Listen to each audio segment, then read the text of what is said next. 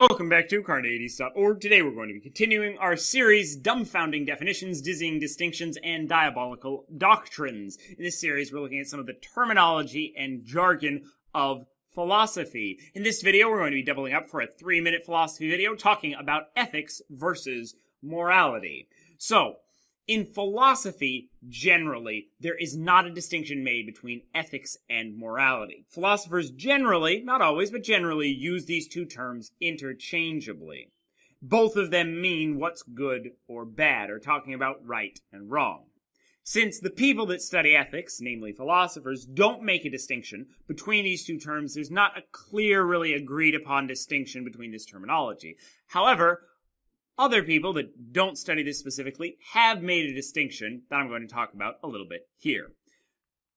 When there is a distinction made, ethics is generally considered standards of good and bad, right or wrong, that are imposed by some outside group, a society or profession, for example. You could have standards in the legal profession that say what lawyers should and should not do based on the standards of their profession. Or business ethics that say what you should or should not do based on what the business community says is right and wrong. You could also have this in a larger context of a society, of a country or a culture that thinks certain things are right and wrong and imposes those things on you.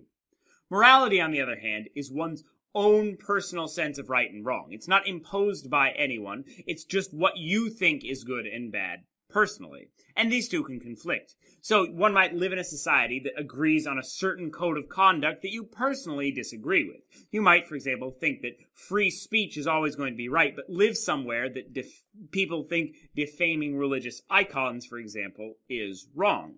The ethics says you should do one thing, what the society imposes says you should do one thing, but the morals, your own personal beliefs about what's right and wrong, say you should do something else. Your ethics and your morality disagree.